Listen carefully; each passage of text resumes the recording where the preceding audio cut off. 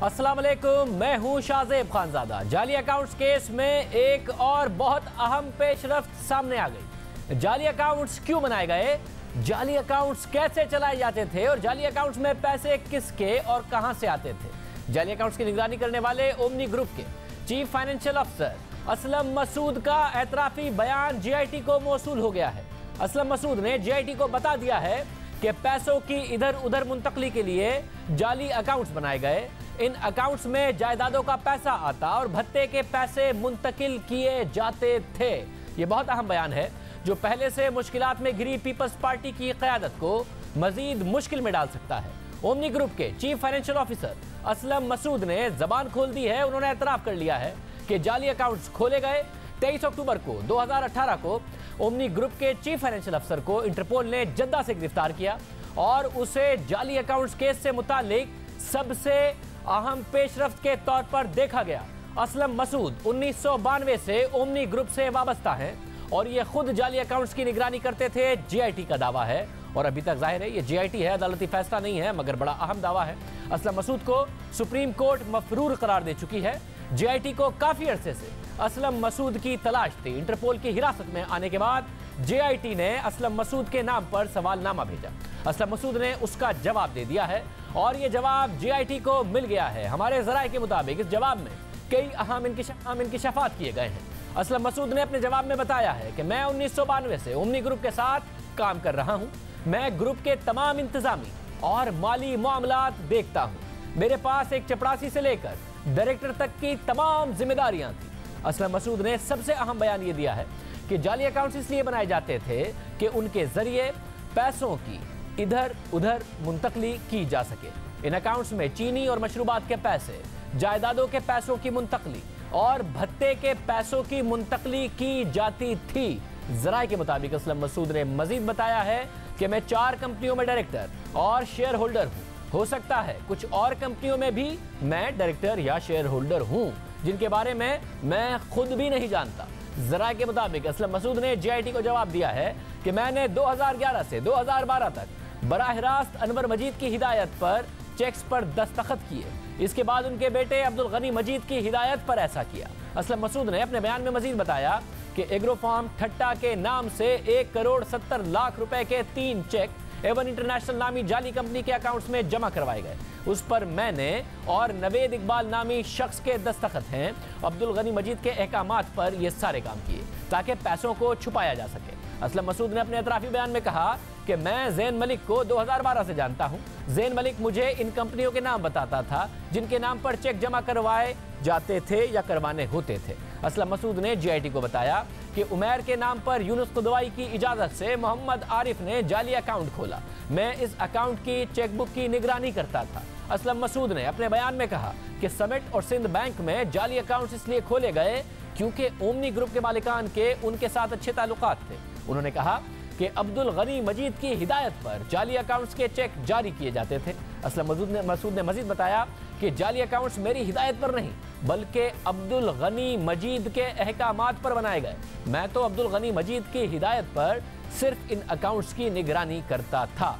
ये बहुत अहम बयान है। इस बयान का जीआईटी की तहकीकात पर असर पड़ सकता है, मगर ये बात वाज़ेह हो कि अब तक ये एक बयान है जो कि जीआईटी को मौसूल हुआ है, कोई अदालती फैसला नहीं है। इसकी मजीद क्या तफसीलात इस हवाले से बात करेंगे नुमाइंदा खुसूसी ज़ाहिद किशकोरी से। ज़ाहिद, बहुत शुक्रिया। ज़ाहिद, ये शख्स कहाँ है और इसने मजीद क्या इंफॉर्मेशन जीआईटी को दी और ये कितनी अहम साबित हो सकती है? शाहजेब, देखें, इससे पहले मैं आपको ये बताऊं कि ये शख्स कहाँ है और किस हालत में है। 2 अहम चीज़ें मैं इसके जो एतराफ़ी बयान से हमें ज़रा से मालूम हुई हैं, आपसे मैं शेयर करना चाहता हूँ। एक तो उनसे ये पूछा गया था कि ये जो G2 प्लॉट है इम्पॉर्टेंट एक क्लिफ्टन में जिस पर आप समिट बैंक बनाया गया था, ये क्या है, इसकी मलकियत का क्या मामला था। और 2 अशखास के बारे में पूछा गया है। एक तो हुसैन फैसल के बारे में पूछा गया है और दूसरा शबनम भुट्टो की जो मलकियत थी इस बारे में।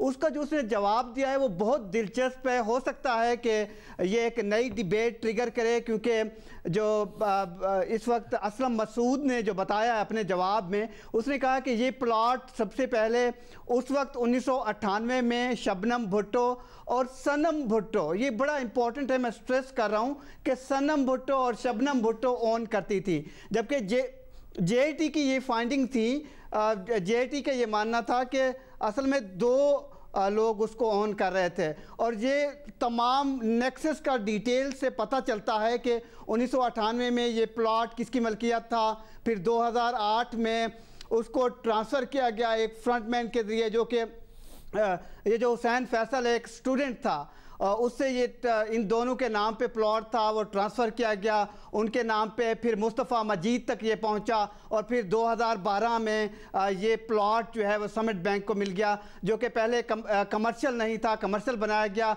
तो ये वो नेक्सस था उस वक्त जुड़ा, जो कि बराह रास्त या बिलवास्ता तौर पर जरदारी ग्रुप के साथ और साथ समिट बैंक और फिर ये मजीद फैमिली का। और इसके अलावा जो कि एक और सवाल है जो हमारे ज़राए का बताना है कि उसमें ये उसे बताया गया है कि किस तरीके से ये सैकड़ों फेक अकाउंट वो ऑपरेट कर रहा था, ट्रांजैक्शन कैसे हुई, इसका मकसद क्या था। तो उसने 4 अहम चीज़ें बताई हैं अपनी एतराफ़ी बयान में कि एक तो जो कि एक्सटॉर्शन, जो कि भत्ते के ज़रिए पैसा आता था, जो कि शराब का बिज़नेस था या शुगर का बिज़नेस था या फिर किकबैक्स आती थी, तमाम का तमाम पैसा इस तरीके से बाहर जाता था। और ये वो शख्स है जिसने 24,000 के करीब ट्रांजैक्शन साइन की हुई हैं और बाहर बैठकर ये पैसा सारा हैंडल कर रहा था। और आपका ये सवाल कि वो इस वक्त कहाँ है, कैसे है, मैं आपको ब्रेकिंग स्टोरी देता हूं कि इस वक्त वो जद्दा के एक अस्पताल में इंटरपोल की कस्टडी में बहुत अलील है, वो हॉस्पिटल में है, उसका ट्रीटमेंट हो रहा है। साथ ही पाकिस्तान ने एक और रिक्वेस्ट डाली है इंटरपोल को कि इसके रेड वारंट इशू हो चुके हैं, ये पाकिस्तान में मतलूब है। और दिलचस्प अमर ये है कि वो पाकिस्तान में वापस आएगा, कैसे आएगा, क्योंकि वो बरतानवी शहरी भी है, पाकिस्तानी शहरी तो है, बरतानवी शहरी भी है। उसके लिए एक बाकायदा जो कि ऑर्डर तो लिया है, FIA ने रिक्वेस्ट भी की है, तबीयत भी उसकी नासाज है, कैसे और कब आएगा। लेकिन JIT के कुछ ज़राए से हमारी बात हुई है, उसका जो ये 5 से 6 सफ़ात पे मुश्तमिल एक एतराफ़ी बयान है जो कि कल ही JIT को मौसूल हुआ है, अब मंडे को सुप्रीम कोर्ट ऑफ पाकिस्तान में पेश किया जाएगा।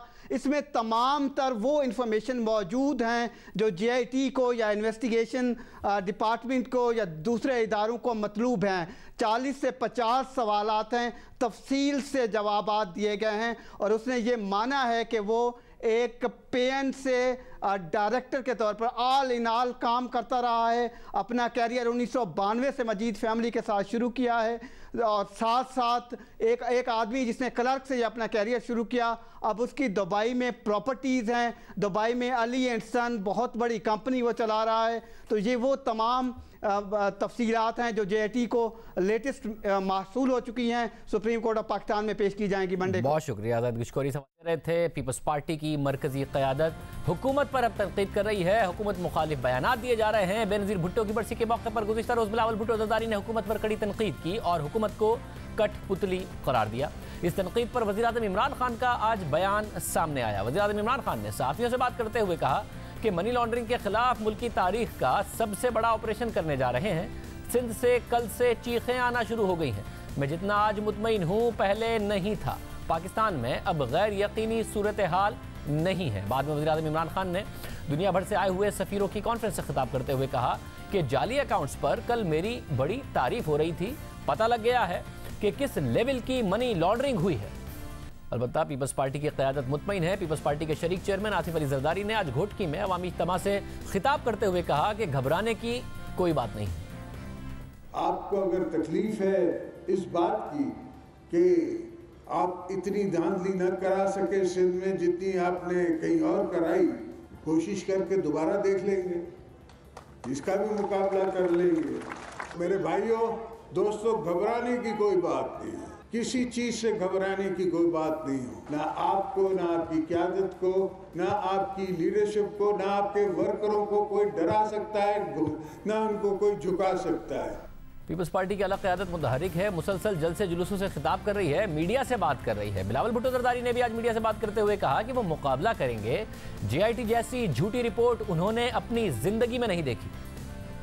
जाली झूठी रिपोर्ट मैंने अपना दुनिया में अपना कभी भी नहीं पढ़ा हूँ जिसका एक सियासी मकसद था। वो सियासी मकसद पॉलिटिकल इंजीनियरिंग का एक मकसद है जो पाकिस्तान पीपल्स पार्टी का सीनियर लीडरशिप और हमारा जो इलेक्टेड मेंबर्स है उनको भी निशाना बना रहे हैं। लेकिन ये इस कंस्पिरेसी को हम नाकाम बनाएंगे। हम भागने वाले नहीं, हम खून देने वाले हैं। ये बुज़दिल खान वाले भाग जाएंगे, हम तो नहीं भागेंगे। पीपल्स पार्टी की क़यादत ये बार बार कह रही है कि वो मुकाबला करेगी। जीआईटी की रिपोर्ट झूठ के सिवा और कुछ नहीं है। दबाव बढ़ा रही है। सिंध हुकूमत को बहरानी कैफियत का सामना है। बहुत कुछ हो रहा है। ये सब कुछ क्या महज इत्तफाक से हो रहा है कि सिंध में अचानक एक बहरान पैदा हुआ है?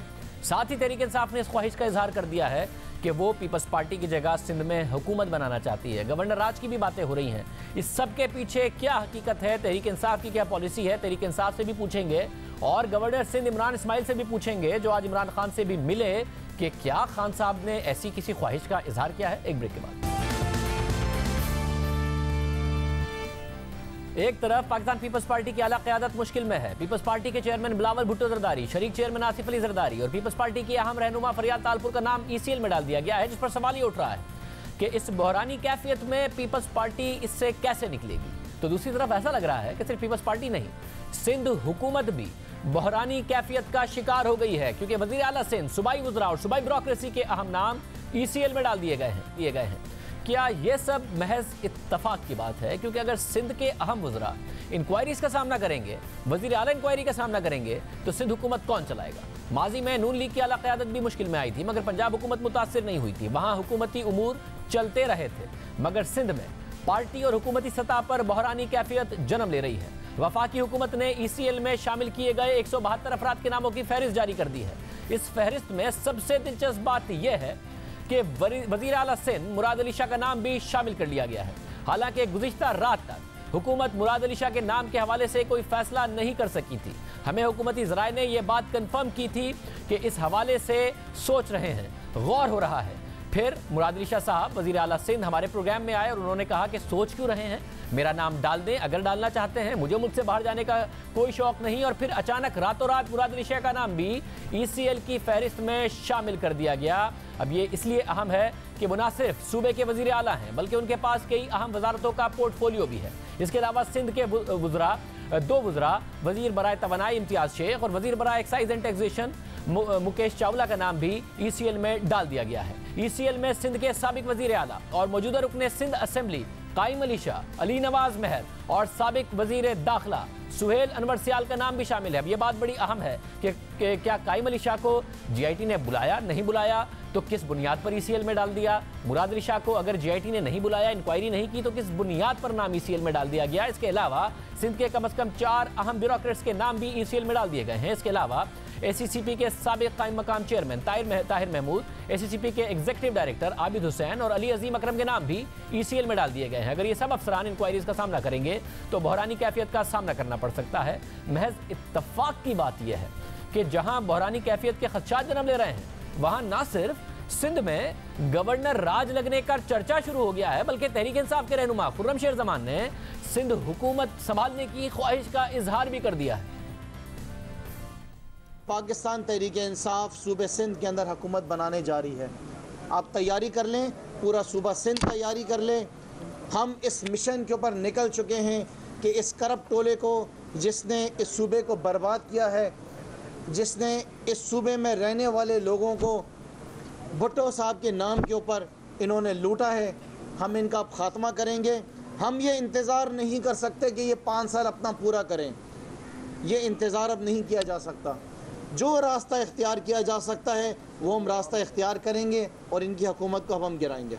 ये अचानक इस ख्वाहिश का इजहार कैसे हो गया? 30 सीटें हैं सिंध में पाकिस्तान पीपल्स पार्टी की, 20 सीटें हैं MQM की, 14 हैं GDA की, साथ ही तहरीक लब्बैक की 3 हैं, MMA की 1 है। ये सब मिला के 68 बनते हैं। पीपल्स पार्टी के पास सिंपल मेजॉरिटी से भी ज्यादा सीटें हैं, 99 सीटें रखती है, यानी हुकूमत बनाने की जो मतलूबा तादाद है उससे भी 17 सीटें पाकिस्तान पीपल्स पार्टी की ज्यादा हैं।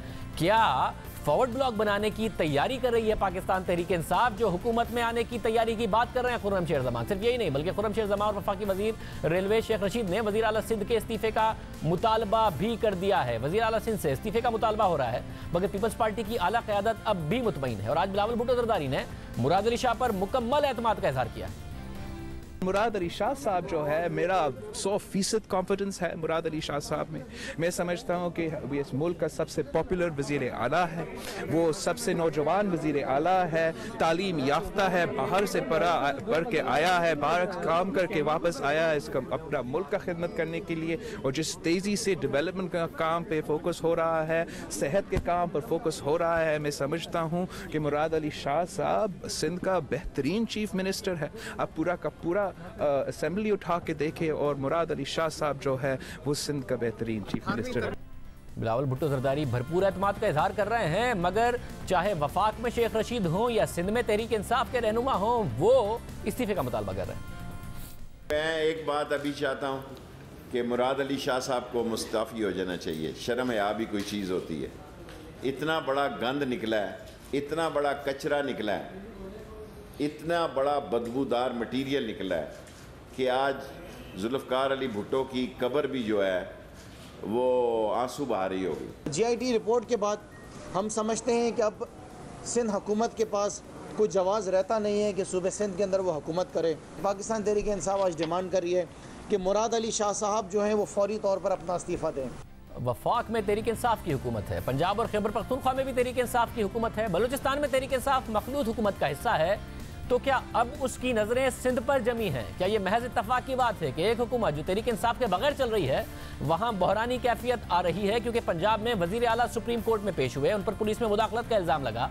इसी तरह खैबर पख्तूनख्वा में वजीर आला नैब की इंक्वायरी का सामना कर रहे हैं, मगर वहां बहरानी कैफियत नहीं है, ना ही तहरीक इंसाफ उनसे इस्तीफे ले रही है, मगर सिंध में इस्तीफे का मुतालबा कर रही है, खुद अपनी हुकूमत बनाने का कह रही है। आज इस हवाले से मुशीर इत्तलात मुर्तज़ा ने कहा कि अगर इंक्वायरी की बुनियाद पर इस्तीफा देना जरूरी है तो तहरीक इंसाफ की आला क़यादत भी मुस्ताफ़ी हो। बहरहाल आने वाले दिनों में सिंध हुकूमत को बहरानी कैफियत का सामना करना पड़ सकता है, मगर बात सिर्फ जाली अकाउंट्स केस की तहकीकात तक महदूद नहीं है, बल्कि सिंध में अमन अमान की सूरत हाल भी अचानक खराब हो गई है। कराची के अहम सियासी रहनुमा अली रजा आब्दी को उनके घर के बाहर कत्ल कर दिया गया, जबकि गुज़िश्ता 6 हफ्तों में मजमूई तौर पर दहशतगर्दी और टारगेट किलिंग के 7 वाक़यात हो चुके हैं। गुज़िश्ता रात भी एक सियासी कारकुन की टारगेट किलिंग कर दी गई।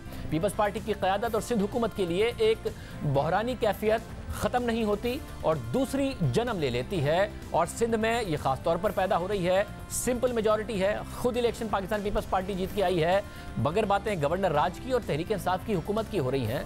गवर्नर राज लगेगा कैसे? आज गवर्नर सिंध इमरान इस्माइल मिले इमरान खान से, क्या इस ख्वाहिश का उन्होंने इजहार किया या फिर पीपल्स पार्टी की हुकूमत हटा के तहरीक इंसाफ की हुकूमत बनाने का की ख्वाहिश का इजहार किया? ये सब पूछेंगे तहरीक इंसाफ से एक ब्रेक के बाद।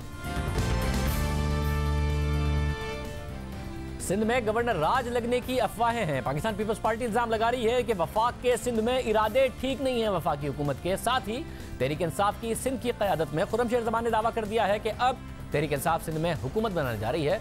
कैसे हुकूमत बनेगी, सब पे बात करेंगे। खुर्रम जमान हमारे साथ मौजूद हैं, बहुत शुक्रिया आपका। रुकन सिंध असेंबली हैं, रहनुमा है तहरीक इंसाफ के। साथ ही गवर्नर सिंध इमरान इस्माइल हमारे साथ मौजूद हैं। गवर्नर साहब आपका भी बहुत शुक्रिया कि आप हमारे साथ मौजूद हैं। सबसे पहले ज़ाहिर है गवर्नर राज की बातें हो रही हैं और सिंध में बहुत कुछ अचानक बहुत कुछ हो रहा है। तहरीक इंसाफ ने इस्तीफे का मुतालबा कर दिया है, फिर गवर्नर राज, कल मुराद अली शाह साहब ने भी कहा कि इसी तरफ सिचुएशन जाती नजर आती है। 1 यूनिट की वो बात कर रहे हैं। आप इमरान खान साहब से मिले हैं, क्या वफाक कोई ऐसा इरादा रखता है सिंध में गवर्नर राज लगाने का? समझता हूँ कि जो इस वक्त हालात चल रहे हैं और जो चीजें हमने देखी हैं, जो जिस तरफ ये मामला जा रहे हैं पॉलिटिकली, तो ये बजाय करप्शन के शहीद होने के ये शायद सोच रहे हैं कि सियासी शहीद हो जाए। कोई प्रोग्राम इस तरह का नहीं बन रहा जैसे ये खदशात का इजहार कर रहे हैं। मैंने बार बार मिलके भी इनको इस बात का बताया है कि ऐसा कोई मामला नहीं है, आप कंफर्टेबल सिचुएशन में हैं, अपनी हुकूमत चलाएं जैसे चलाना चाहते हैं। लेकिन अगर ये चाहते हैं कि जी हुकूमत चलाएं और साथ में आप करप्शन के खिलाफ मामला जो है उनको रोकते हैं, तो वो नहीं रोकेगा, क्योंकि हमारी हुकूमत का तो जीरो टॉलरेंस और करप्शन पे जो मामला है उसको हम पुश करते रहेंगे और उसे हम किसी सूरत नहीं रोकेंगे। हमारा तो ये एजेंडा नंबर 1 है, इसी पे हमने वोट लिया लोगों से, इसी पे हमने हुकूमत बनाई है, यही वादा हमारा लोगों से, इसको हम डिलीवर करना चाहते हैं। साहब, जाहिर है करप्शन के खिलाफ तो बाकायदा तहकीकात होनी चाहिए, मगर वजीर आला का नाम वफाक ने ECL में डाल दिया है। अब वजीर आला सिंध ने मुल्क छोड़ के कहाँ भाग जाना है? अब उनके खिलाफ अगर केसेस होंगे, तहकीकात होंगी, नाम भी ECL में होगा, तो एक बहरान नहीं पैदा होगा? बतौर गवर्नर सिंध आप इसको कैसे देखते हैं? शाहजेब, आप बतौर गवर्नर बात करते हैं तो मैं थोड़ा सा बोल नहीं पाता हूँ जो बोलना चाहता हूँ, लेकिन ये सारे मामला चीजें जो है इसको पहले सोचना चाहिए था जब ये चीजें कर रहे थे। जब कर रहे थे उस वक्त ख्याल नहीं था, उस वक्त लगता था कि शायद कोई हाथ हम पे नहीं पड़ सकता, हम सबसे ज्यादा ताकतवर हैं। इस तरह के मामला को पहले सोचना चाहिए। अब हम हमारी जो हुकूमत है या हमारे जो इस वक्त अदलिया है वो इस वक्त सबसे ज्यादा इस वक्त कोशिश ये कर रही है कि जो सबसे ज्यादा ताकतवर लोग हैं, जिन्होंने सबसे ज्यादा पाकिस्तान के अंदर हुकूमत में हिस्सा लिया है, जिन्होंने सबसे ज्यादा करप्शन में हिस्सा लिया है, उनके ऊपर से वो अपने मामला को और इस एहतसाब का स्टार्ट लें। और वहीं से हो रहा है। ये पाकिस्तान की तारीख में पहली बार ऐसा हो रहा है कि बाकायदा एक सिविल गवर्नमेंट के अंदर एक ताकतवर माफिया के ऊपर हाथ डाला जाता है। मगर क्या अच्छा होगा ऐसा करना कि तहरीक इंसाफ ये दावा करे कि वो हुकूमत बनाने जा रहे हैं पीपल्स पार्टी के? अगर वजीर आला जाते हैं, अगर ये वक्त आ जाए तो अगला वजीर आला पीपल्स पार्टी का नहीं आना चाहिए? 99 सीटें हैं, मैंडेट वो अपने पास रखती है। क्या ये मुनासिब होगा कि तहरीक इंसाफ की हुकूमत बने, या आप एक कॉन्स्टिट्यूशनल पोजीशन होल्ड करते हैं कि वो पार्टी जो सबसे बड़ी पार्टी है उसका वजीर आला बने? ख्वाहिश तो मेरी यही है कि अगर ऐसा कोई मूव होता है तो वो पीपल्स पार्टी ही अपना वजीर आला लाए। लेकिन अगर पॉलिटिकली कोई उस तरह की चीज मूव हो रही है जैसे आप कह भी रहे हैं और मैंने आज देखा भी है टीवी पर ये सारी प्रेस कॉन्फ्रेंस चीजें, मैं उसके बारे में कह नहीं सकता। मुझे कोई इल्म नहीं कि पीपल्स पार्टी से विद इन पीपल्स पार्टी क्या हालात हैं। और अगर तहरीक इंसाफ की ख्वाहिश है भी तो आप ऐसी किसी मूव का हिस्सा नहीं बनेंगे? बिहाइंड द डोर कुछ ऐसा काम करना एक पार्टी को तोड़ के, ये इस किसी मूव का हिस्सा नहीं बनेंगे आप? मैं जाहिर है मैं तो हर कानूनी जो मामला है, जो कानूनी रास्ता है वो इख्तियार करूंगा, जो मेरी लीडरशिप कहेगी वही रास्ता इख्तियार होगा। मगर लीडरशिप तो जोड़ तोड़ का भी कह सकती है, पार्टी तोड़ने का कह सकती है, मगर आईनी तौर पर आप गवर्नर हैं और गवर्नर को ये काम करना नहीं चाहिए, मगर गवर्नर जाहिर है करते भी रहे हैं। सिंध का गवर्नर भी सियासी तौर पर एक्टिव रहा है, तो आप आईनी जिम्मेदारी पूरी करेंगे? पार्टी ने जोड़ तोड़ का कह दिया तो नहीं, जोड़ तोड़ में तो गवर्नर का कोई ताल्लुक वास्ता नहीं है। वो तो सियासी मामला हैं जो एमपीएस मिलकर करते हैं, वो उसके बारे में मैं कुछ कह नहीं सकता। बस इसलिए मैंने सिर्फ आपके टीवी चैनल के तवज्जुह से ये सारी चीजें देखी हैं। मेरी आज प्राइम मिनिस्टर से मुलाकात भी हुई, तफसीली हमने सिंध के ऊपर मैंने उनको ब्रीफ भी दिया। कराची के खासतौर से टेररिज्म के जो मामला हैं या टारगेट किलिंग के जो मामला हैं पिछले चंद दिनों से, उसके ऊपर भी उनको ब्रीफ दिया। उसके ऊपर होने वाली डेवलपमेंट्स पर भी बताया, और सिंध के जो सियासी मामला सूरत हाल है इसके ऊपर भी हमने काफी आज डिलिब्रेट किया। तो वजीर आजम ने कहीं इस ख्वाहिश का इजहार नहीं किया कि सिंध में तहरीक इंसाफ की हुकूमत हो? नहीं, ऐसी कोई बात नहीं रही। बहुत शुक्रिया। गवर्नर सिंध इमरान इस्माइल कह रहे हैं कि ऐसी कोई बात नहीं। खुर्रम शेर जमां साहब, फिर आपको किसने कहा है कि 30 सीटों के साथ आप 99 सीटों वाली पाकिस्तान पीपल्स पार्टी की हुकूमत को हटा के सिंध में हुकूमत बनाने जा रहे हैं?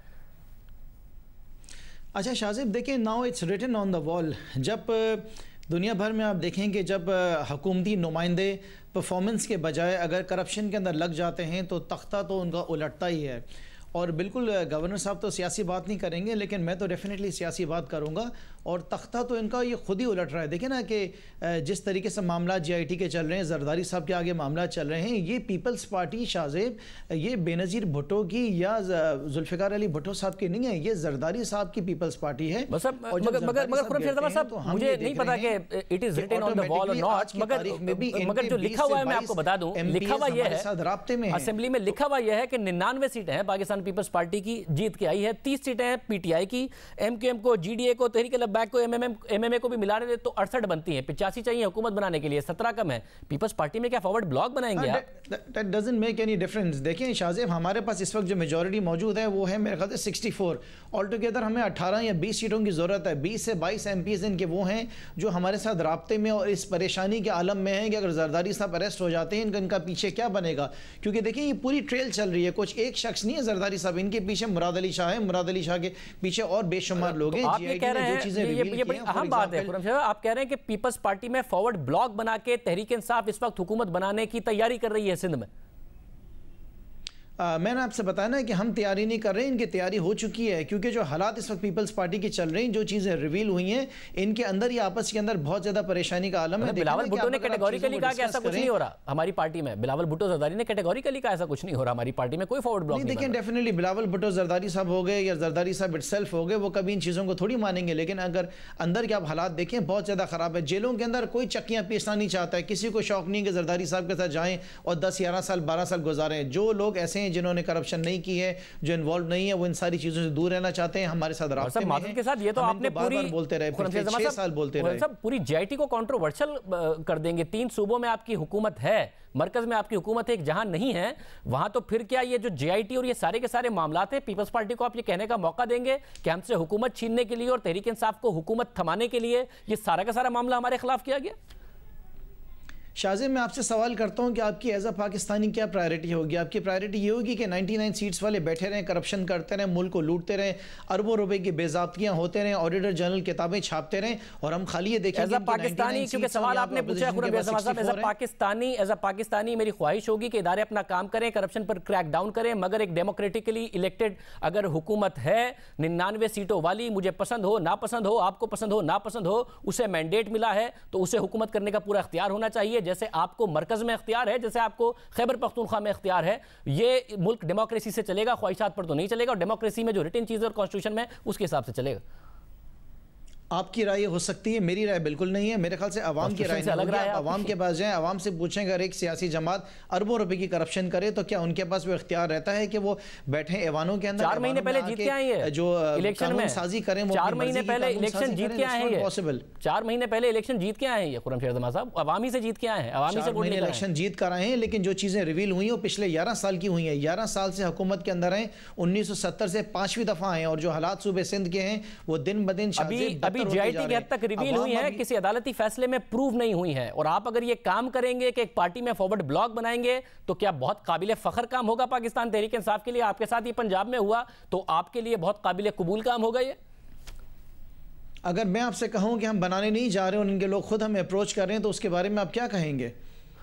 नहीं, आपको जाहिर है एक पार्टी है, एक पार्टी के अंदर अगर फॉरवर्ड ब्लॉक बन रहा है और आप तो खुद ये दावा कर रहे हैं, जो लोग अप्रोच कर रहे हैं वो आज तक एक भी सामने नहीं आया कि कौन है जो आपको अप्रोच कर रहा है। फिर उन लोगों के नाम सामने रख दीजिए और फिर भी ये गैर आईनी और गैर कानूनी काम होगा। उन लोगों से कहिए जाके इलेक्शन लड़कर आ जाए।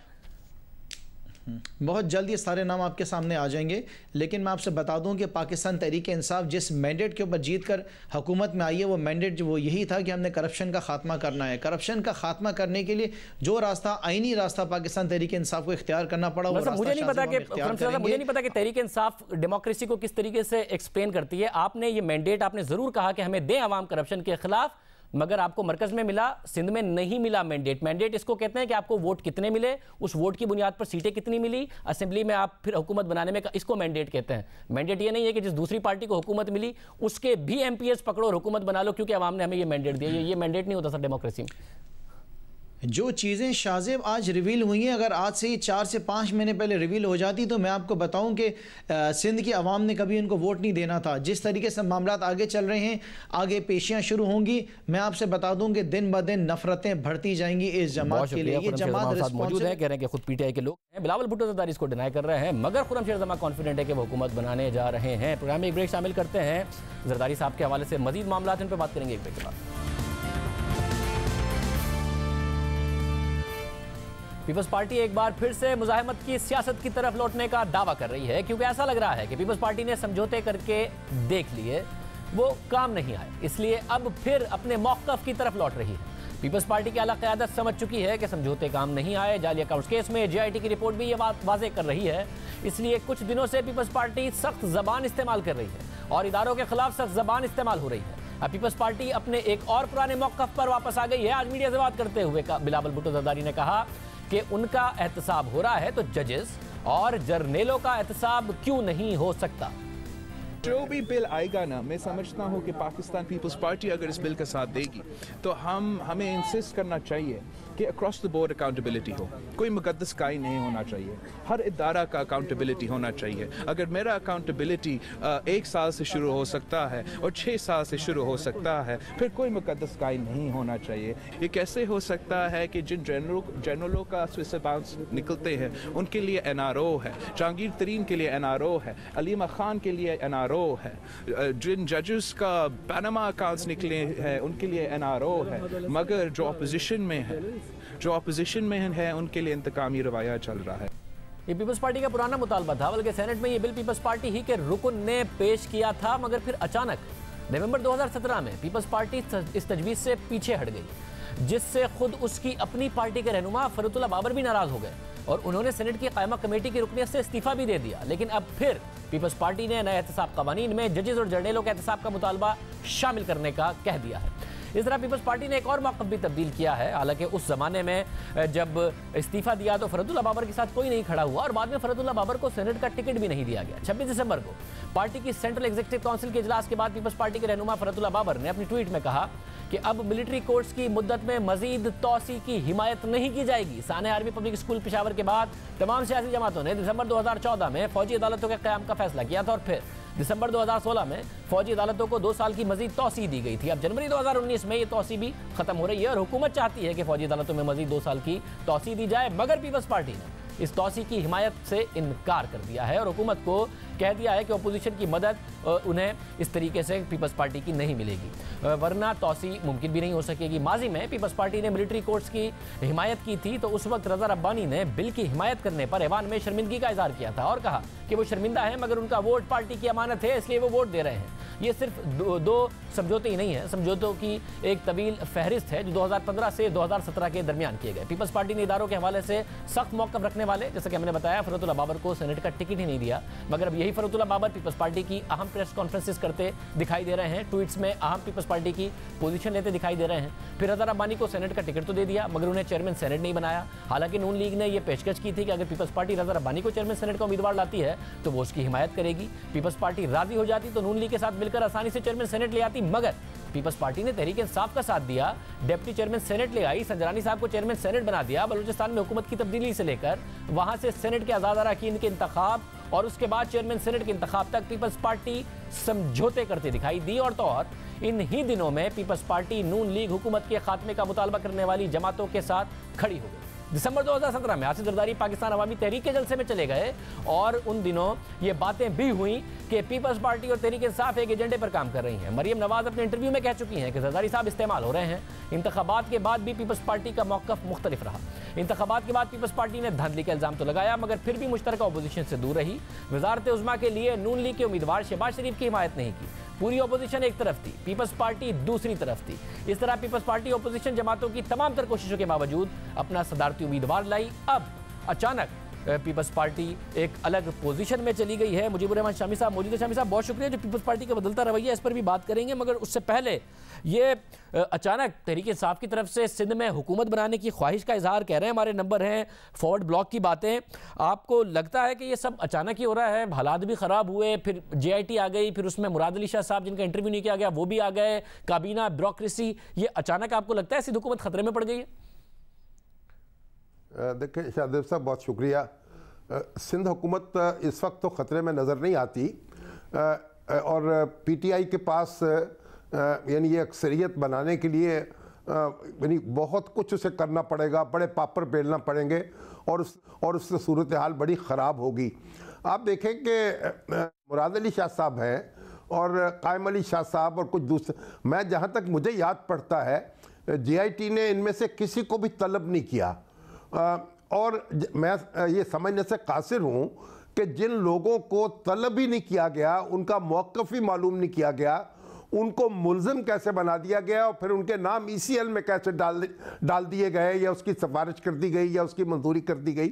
तो ये एक इस वक्त जो सूरत हाल सामने है, यानी हमारी PTI जो है इस सारे मामले को सियासी बना रही है और इस लिहाज से वो पीपल्स पार्टी के हाथ जो है उनको मजबूत कर रही है। ये मामला अगर कानूनी रहे तो उसी तरह बेहतर होगा और पीपल्स पार्टी को जो चैलेंज दरपेश है और उसकी लीडरशिप को, वो चैलेंज का कानूनी तौर पर उसको मुकाबला करना चाहिए, लेकिन वो सियासत के मैदान में उतर आई है और सियासी तौर पर उसका मुकाबला करना चाहती है। तो अगर ये दोनों जमातें जो हैं गोया इस तरीके से खेलेंगी तो मेरा ख्याल है फिर जो एहतसाबी अमल है, जिसे PTI एहतसाबी अमल कहती है, वो कमज़ोर होगा और सियासत जो है वो गालिब आ जाएगी। अब अभी तो JIT की रिपोर्ट पर सुप्रीम कोर्ट ने कोई इक़दाम नहीं किया और अभी ये मालूम नहीं है कि कौन सा फोरम है जिस पर मुकदमा चलेगा, नैब के पास जाएगा या कोई दूसरी खसूसी अदालत होगी या कोई FIA की कोई अदालत बनेगी।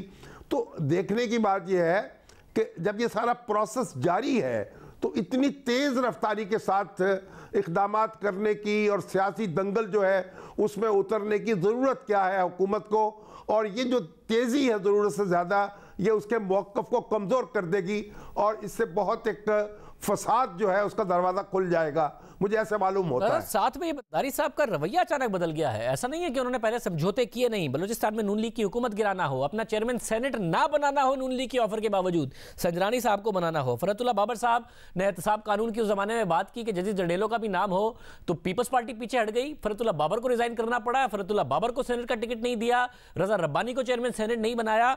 उसके बाद अब अचानक बदल गए हैं, अब कह रहे हैं कि नहीं जी जब एहतसाब का कानून बने तो जदीद और जरडेलो का भी नाम हो, फरतुल्लाह बाबर फिर स्पोक्स पर्सन बन गए हैं। वही सारी की सारी बातें और जो स्टेटमेंट्स हैं उनकी तरफ से आ रही हैं, अगर वो थे भी तो खामोश रहा करते थे।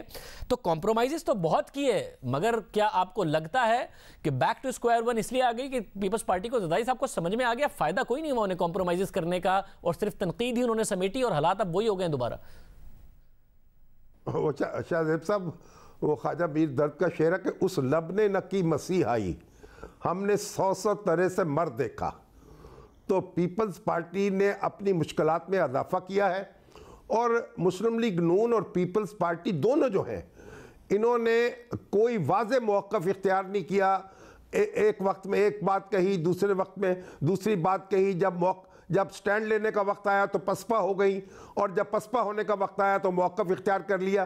तो अब देखें कि जो सारे अदारों का एहतसाब होना चाहिए, अदलिया का भी, फ़ौज का भी, इससे पीपल्स पार्टी भी पीछे हटी और इससे मुस्लिम लीग नून भी पीछे हटी। और फिर जब इन दोनों जमातों के पास वीटो था, ये कानून को दुरुस्त कर सकते थे, नैब के मामलात को दुरुस्त कर सकते थे, ये एक दूसरे को जिच करने में लगे रहे।